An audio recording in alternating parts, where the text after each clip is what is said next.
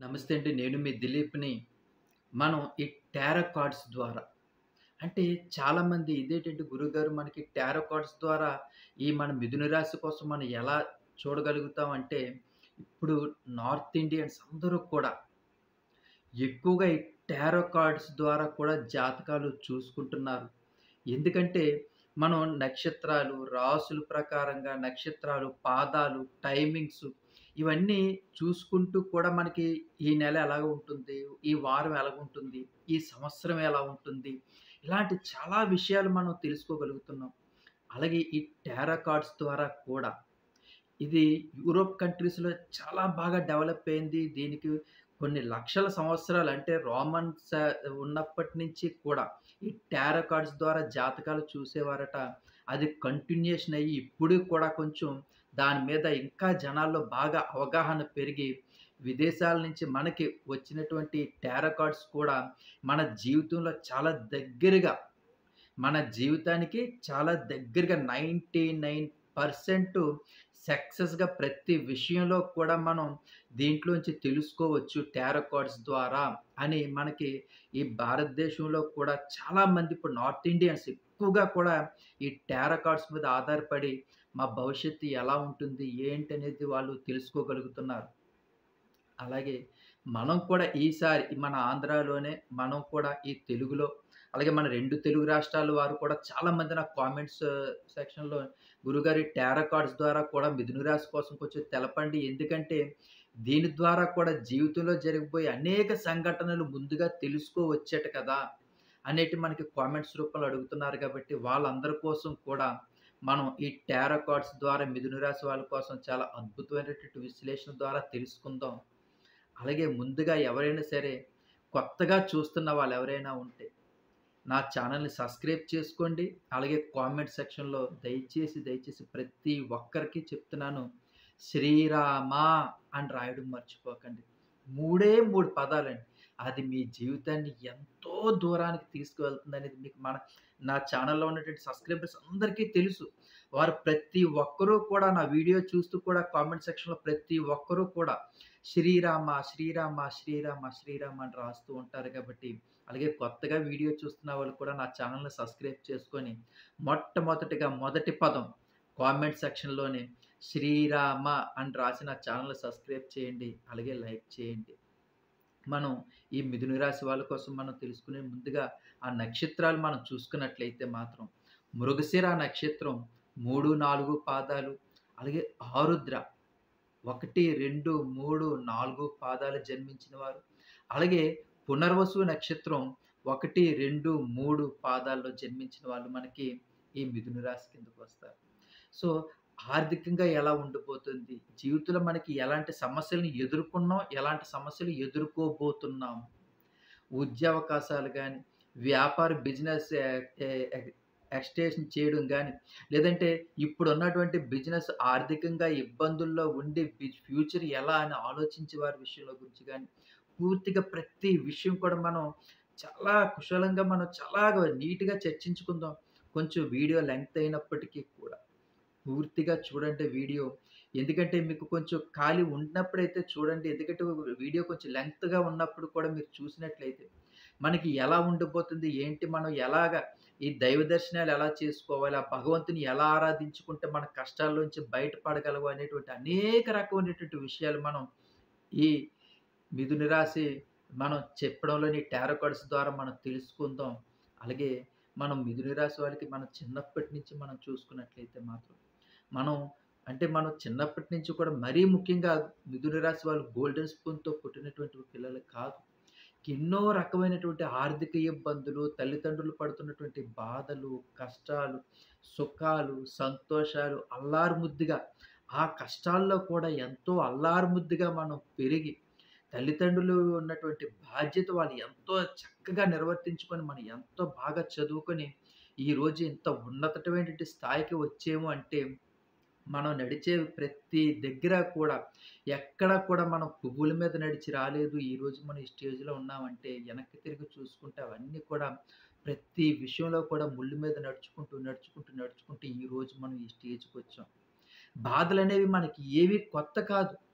కానప్పటికీ కూడా ఆ బాధల్లో కూడా మనం ఎన్నో కష్టాలు, సుఖాలు, సంతోషాలు కూడా చూసి, చూసి, చూసి ఈరోజు మనం ప్రతిరోజు కూడా ఆ భగవంతుడిని తండ్రి ఇక్కడి నుంచైనా సరే మా జీవితం ఇంకా ఎలా బావుంటుంది, ఎలా బావుంటుందని ప్రతిరోజు కూడా ప్రార్థించుకునే వారిలో మనం ఉన్నాము అంటే మాత్రం అది ఎటువంటి అతిశయోక్తి లేదు. మన జీవితంలో ఎన్నో విషయాల్లో మనం చాలా విషయాలు మరి ముఖ్యంగా ఫ్యామిలీ కోసం, ఫ్యామిలీ ఎదుగుదల కోసం, ఫ్యామిలీ బిజినెస్ పరంగా ఇంప్రూవ్‌మెంట్ అవ్వడానికి కష్టపడ్డాం. మనం జాబ్ సంపాదించి ఫ్యామిలీని గ్రోత్ చేయడాన్ని మన ఎనకాతల ఉన్నటువంటి చెల్లెలికి గాని, అన్నదమ్ములు గాని వాళ్ళని నిలబెట్టడానికి మనం ప్రయత్నించాం. అందరి కోసం కూడా మనం బ్రతికి చూడండి అందరి కోసం కూడా బ్రతికి తరువాత మనం ఎన్నో బాధలు భరించినప్పుడు, మన చుట్టూ మన సంతోషంలో ఉండేటప్పుడు పలకరించే ప్రతి ఒక్కరు కూడా, మన బాధల్లో ఉండేటప్పుడు పలకరించిన వాళ్ళే ఎవరు? మనం కష్టాల్లో ఉండేటప్పుడు పలకరించే వాళ్ళు ఎవరు? మన సంతోషాల్లోనే మనం ఉన్నప్పుడే పలకరించి, బాధల్లో ఉండేటప్పుడు మనల్ని కనీసం మన మొఖం కూడా చూడలేని వాళ్ళు ఎవరు? అనేది ప్రతీదీ కూడా మనకి క్షుణ్ణంగా తెలుస్తూ ఉంటుంటదండి. ఏంటి నేను హ్యాపీగా ఉండేటప్పుడు ఇంత బంధువర్గం అనుకునేటువంటి బంధువర్గం అంతా కూడా నా చుట్టూ చేరేది. నన్ను ఎంతో పొగడ్తలతోటి నన్ను నిచ్చెన ఎక్కించేసేవారు. కానీ ఈరోజు నా దగ్గర ఏమీ లేదు అని తెలియగానే ఎవ్వరు కూడా నా మొఖం కూడా చూడటం లేదు అనేటువంటి బాధ కూడా మనకు ప్రతీది కూడా ఈ మిథున రాశి వాళ్ళకి ఆ భగవంతుడు ప్రతి విషయం కూడా మనకి నువ్వు జీవితంలో చేసిన పని ఇది. నువ్విప్పుడు చేస్తున్న పని ఇది అని ప్రతీది కూడా తెలియజేస్తారటండి. ఎవరు మన, ఎవరు పర అనేది కూడా తెలియజేస్తారట. ఆ తెలియజేయడానికి కూడా మనకి సరిగ్గా మనకి ఒక టీనేజ్ అయిన తర్వాత ఉద్యోగ అవకాశాల్లో గాని, అలాగే ఒక మంచి జాబ్ చేస్తున్నప్పుడు గాని, వ్యాపారాలు చేస్తున్నప్పుడు గాని కొంచెం కష్టాలనేవి మనకి భగవంతుడిస్తాడట. మనల్ని కష్టాలు ఇదిగో చూడు నువ్వు ఇంత హ్యాపీగా ఉండేటప్పుడు నీ చుట్టూ ఎంతమంది చేరారు? నువ్వు ఇన్ని కష్టాల్లో ఉండేటప్పుడు నీ దగ్గర ఎంతమందున్నారు? చూడు అని చెప్పి మనకి కళ్ళు తెరిపిస్తాడటండి ఆ శ్రీరాముడు. అందుకే నేను కామెంట్ సెక్షన్‌లో ప్రతి ఒక్కరికి చెప్తుంటాను. ఏవండీ మీరు శ్రీరాముడని ఆరాధించుకోండి. శ్రీరామ, శ్రీరామ, శ్రీరామ అని కామెంట్ సెక్షన్‌లో రాయండి అని చెప్పడానికి ముఖ్యమైనటువంటి కారణం కూడా ఇదేనండి. ఎందుకంటే మనం ప్రతిరోజు కూడా, ప్రతి క్షణం కూడా మనం ఏది కూడా మనకి వెనక్కి రాదని తెలుసు. అలాంటప్పుడు మనం కష్టపడి, కష్టపడి పైకొచ్చినప్పుడు మనం ప్రతి ఒక్కళ్ళని కూడా గుడ్డిగా జీవితంలో చాలా ఎక్కువగా నమ్ముతా ఉంటుంటాం. జీవితంలో అనుకునే వాళ్ళని ఎక్కువగా నమ్ముతూ ఉంటుంటాము. ప్రాణం కంటే ఎక్కువగా అభిమానిస్తుంటాము. మనం ఒక్కళ్ళని గాని ఒక జీవితంలో ఒకసారి నమ్మాము అంటే ఆ మనిషితోటి జీవితాంతం కూడా గడపాలి, ఉండాలి. మనం ఒకసారి మాటిచ్చాము అంటే మాట తప్పకూడదు అనేటువంటి ఒక అంకితమైనటువంటి భావనతో ఉంటారు ఈ మిథున రాశి వాళ్ళు. మరి జీవితంలో ఎన్నో కష్టాలు వచ్చినా సరే, ఒక మ్యారేజ్ అయిన తర్వాత మనం ఎన్నో స్ట్రగుల్స్ పడతాం, ఎన్నో ఇబ్బందులు పడతాం. అయినా సరే కలిసి కాపురం చేసేటువంటి దాంపత్యమైనటువంటి కుటుంబం ఉన్నది ఎవరిదని మనం చూసుకుంటే మాత్రం మిథున రాశి. మనం ఎన్ని కష్టాలు పడినా, ఎన్ని బాధలు పడినా మన దగ్గర ఉండేటప్పుడు ఎంతమందికి సహాయం చేశాము. కానీ మన దగ్గర లేదు అని తెలుసుకున్న తర్వాత మన దగ్గరికి దరిదాపుల్లో కూడా రానటువంటి మనుషుల్ని కూడా మనం చూస్తూ ఉంటుంటాం. మీ భార్యకి తెలుస్తుంటది. భర్తకి తెలుస్తుంటది. చూసారంటే మన దగ్గర ఉండేటప్పుడు ఎంతమందొచ్చి తినేవారు. ఎప్పుడు కూడా మనల్ని పలకరించేవారు. ఏ కష్టం వచ్చినా పరిగెట్టుకొచ్చేవారు. కానీ మన దగ్గర లేదు. మన చేతిలో నుంచి ఎంతో మందికి సహాయం చేసాం. మన చేత్తో ఎంతో మందికి లేదు అంటే పెట్టాం. మన దగ్గర ఎంతో సహాయం మనకి స్తోమతకి మించి సహాయం చేసాం అనుకునే వారి కోసం. కానీ మనకి కష్టం అని వచ్చింది అని చూస్తే మాత్రం ఒక్కళ్ళు కూడా మన కాసి గాని, మన పిల్లలు ఎలా ఉన్నారని గాని, మనం ఎలా ఉన్నామని గాని, మన కుటుంబం ఏం చేస్తున్నది గాని ఒక్కళ్ళు కూడా చూడట్లేదు చూసారా అని చెప్పి భార్యాభర్తలు ఎంతో బాధపడతారండి. కళ్ళు తెరుచుకుంటారండి. ఆహా! ఇదా జీవితం. అంటే మనం దగ్గర డబ్బుండేటప్పుడు బెల్లం మీద ఈగలు వాలినట్టు అందరూ వాలుతున్నారు. ఏ రోజైతే మన దగ్గర ధనం లేదో మన దగ్గర ఎప్పుడైతే ఏమీ లేదో, మనం ఎప్పుడైతే బిజినెస్‌లో లాస్ అయ్యామో, ఎప్పుడైతే మన దగ్గర ధనాన్ని కోల్పోయామో, వెంటనే అందరూ కూడా ఎక్కడికక్కడ చెల్లాచెదరైపోయేటువంటి మనుషుల మధ్యన మనం బ్రతుకుతున్నాము. ప్రతీది కూడా మన జీవితానికి ఎంతో సంతోషించేటటువంటి విషయం కూడా ఇది కూడా మనం తెలుసుకోవచ్చండి. ఎందుకంటే, మనం కొన్ని కొన్ని విషయాల్లో ప్రతి విషయంలో కూడా గుడ్డిగా వెళ్ళిపోతా ఉంటుంటాం. ప్రతి విషయంలో కూడా మనం పూర్తిగా నమ్మేస్తా ఉంటుంటాం. అది బిజినెస్‌లో అవ్వనివ్వండి, రియల్ ఎస్టేట్ బిజినెస్‌లో అవ్వనివ్వండి, మరి ఏ ఇతర వ్యాపారాలు చేసుకుంటున్నా సరే, ఆళ్ళు ఒకసారి ఒకళ్ళ మాట మీద ఎళ్ళిపోయారంటే ఆళ్ళు ఏటంటున్నారు, ఏటనేది ఆలోచించకుండా మనం తీసుకెళ్ళి అమౌంట్ అనేవి ఇన్వెస్ట్‌మెంట్ చేసేయడం, తర్వాత మనం మోసపోవడం అనేది అది సర్వసాధారణంగా మిథున రాశి వాళ్ళలో జరుగుతున్నా ఉంటుంటది. తర్వాత మనం చాలా బాధపడుతూ ఉంటుంటాం. అయ్యయ్యో! మనకు తెలిసి తెలిసి బుట్టలో పడిపోయామే. అయ్యయ్యో! అనవసరంగా మనకి తెలిసి కూడా మనం మన కెరియర్‌ని పాడు చేసుకున్నవి ఎంత తప్పు పని చేసామని తర్వాత మనం బాధపడతాం. కానీ మనం బాధపడినప్పటికీ కూడా మనం అప్పటికి ఎంతో కోల్పోవలసింది, ఎంతో జీవితంలో ఎంతో ఇబ్బందులు పడి మనం సంపాదించినటువంటి ప్రతి రూపాయి, రూపాయి కూడా మనం కోల్పోవలసినటువంటి పరిస్థితులు కూడా ఏర్పడతాయి మిథున రాశి వాళ్ళకి. అలాగే ప్రేమ విషయంలో కూడానండి, జీవితంలో మనం ప్రేమ విషయంలో చూసుకున్నట్లయితే మాత్రం కుటుంబం కోసం, మన కుటుంబం కోసం, మన కుటుంబ గౌరవం కోసం, మన కుటుంబ ఎదుగుదల కోసం కూడా మన ప్రేమని కూడా చెంపుకోవాల్సినటువంటి పరిస్థితులు కూడా ఏర్పడతాయి. అవునండి. మన ఎంతో ఇష్టమైన వాళ్ళు మనకి దూరం అయితున్నప్పుడు కలిగినటువంటి బాధ అనేది మిథున రాశి వాళ్ళకి చాలా ఎక్కువగా తెలుస్తుంది. ఎందుకంటే మనం ఎంతో ప్రేమించాము, ఎంతో ఆరాధించాము.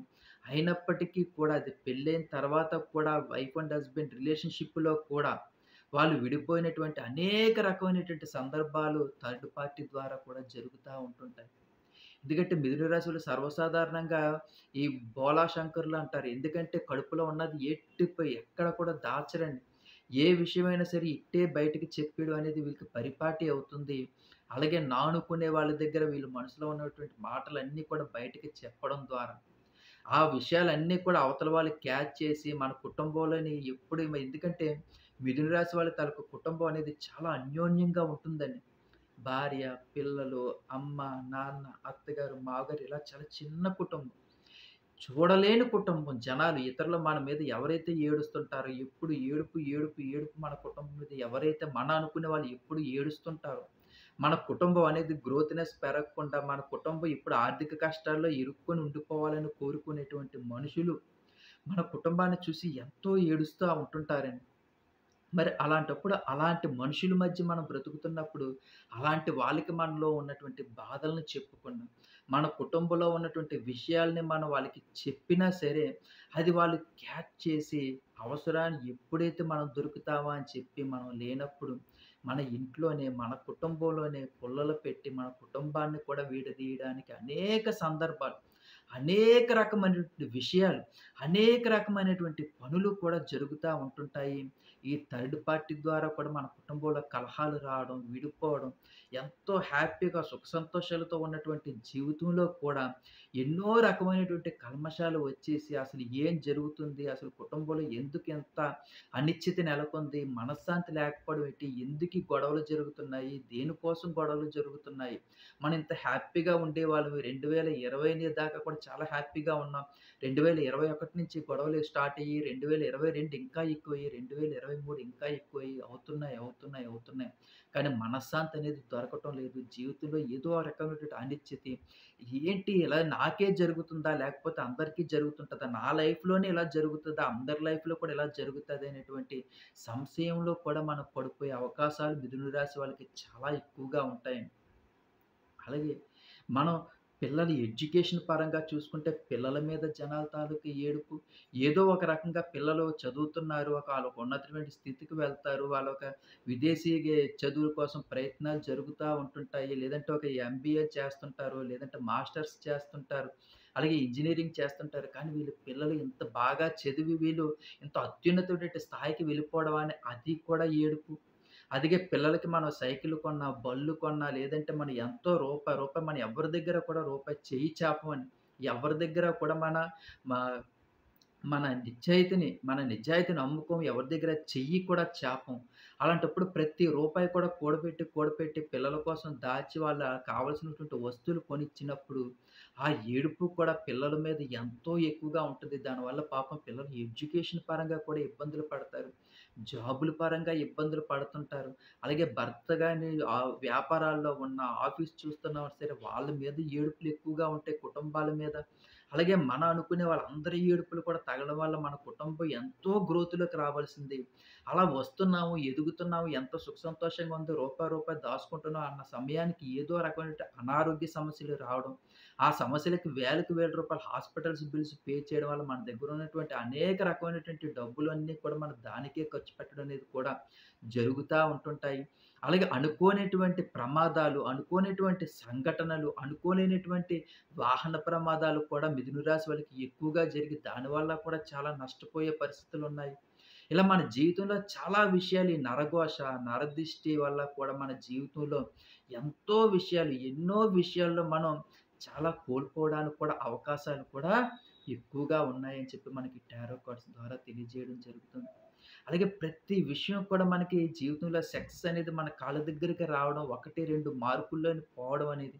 అదిగో ఉద్యోగం వచ్చేస్తుంది అనుకున్న సమయానికి మనం ఉద్యోగం నుంచి కొంచెం దూరం అవ్వడం గాని, అలాగే మన పరిస్థితులన్నీ కూడా బిజినెస్ కూడా గ్రోత్ అవుతున్నట్టు ఉంటది. కానీ గ్రోత్ అయినట్టుగా ఉన్నప్పటికీ కూడా బిజినెస్ గ్రోత్‌లో కొంచెం తగ్గడం, అలాగే మన బిజినెస్ ఇంప్రూవ్‌మెంట్ అవ్వకపోవడం, ఎక్కడున్న గొంగలు అక్కడే ఉండడం, ఆర్థిక పరమైనటువంటి సమస్యలు మనకి పెరుగుతుండడం, అలాగే మన జీవితంలోని ఎంతో ఇబ్బందులు మనం ఎప్పుడు కూడా అప్పులు కూడా చేయలేని వాళ్ళవి కూడా అప్పంటే ఏంటో కూడా తెలియదు మనకి కూడా కొంచెం అప్పులు ఆర్థికంగా చేయడం, దాన్ని తీర్చుకోలేక చాలా ఇబ్బందులు పడడం, ఇలాంటి రకరకాలైనటువంటి సమస్యలు ఉన్న స్థలాలు అమ్ముకోవడం గానీ, ఉన్న ఇల్లులు తాకట్టు పెట్టుకోవడం గానీ, బంగారాలు తాకట్టు పెట్టుకొని అసలు మనకి ఏం జరుగుతుంది? మన డబ్బంతా ఎక్కడికి పోతుంది? మనం ఏ నిర్ణయాలు తీసుకుంటున్నాం?